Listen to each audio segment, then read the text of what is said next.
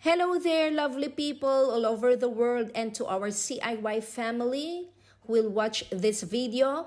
Our topic for this week is climate change, but I'll focus on the spiritual climate change.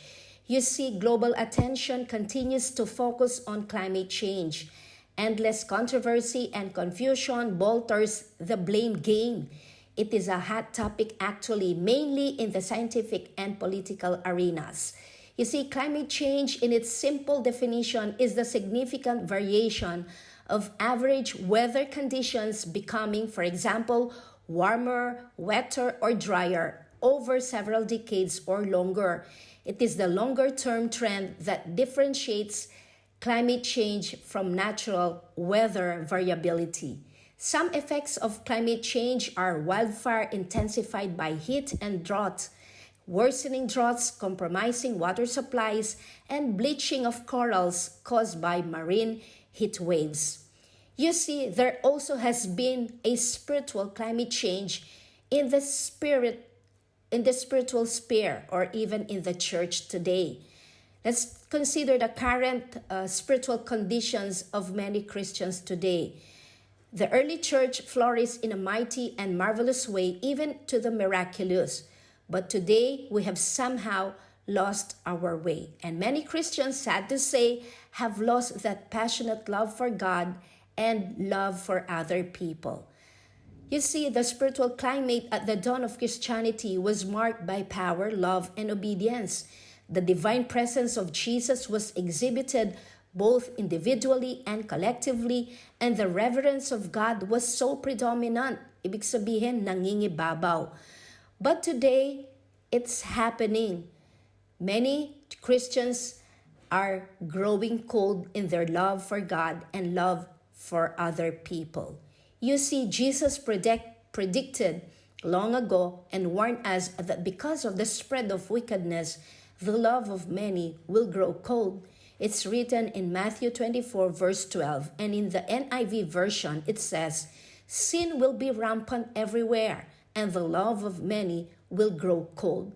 He stressed that we will see many people losing their love and affection and slipping into a spiritual and emotional coldness. Even Apostle Paul explained in great detail of what people will be like in the last days, and see how coldness is exhibited. And we can read this in 2 Timothy chapter 3 verses 2 to 6. People will love only themselves and money. They will be proud. They will be rude and disobedient to their parents, ungrateful, godless, heartless, and hateful. Their words will be cruel. They will have no self-control or pity. They will hate everything that is good. They will be reckless and full of pride. Instead of loving God, they will love pleasure. Even though they will make a show of being religious, their religion won't be real. So, don't have anything to do with such people. So let us consider these 3 points to help us keep our love from growing cold. Number 1, avoid such people. Stay away from them. Sila'y magkukunwaring makadiyos, ngunit hindi naman nakikita ang kapangyarihan nito sa kanilang pamumuhay.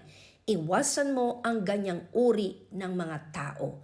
Yes, it's very obvious that if we stay long with these people, chances are we will be contaminated by their coldness. And number 2, let us be different.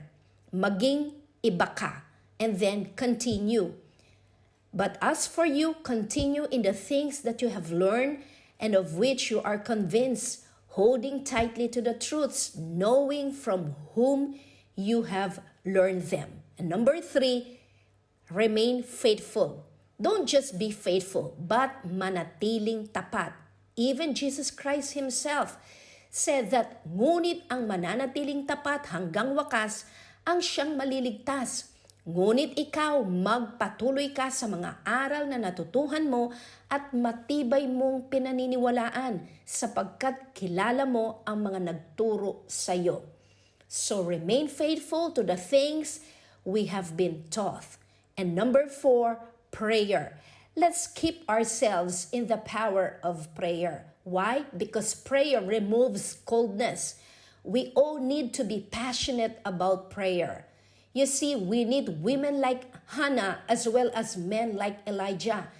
It is worthy of note that the prayers recorded in the Bible were not just formal but fervent. Ito'y mainit na mainit. They were not dry but moist with tears. So people, don't allow the climate change make you grow cold, especially in your love for God and for people.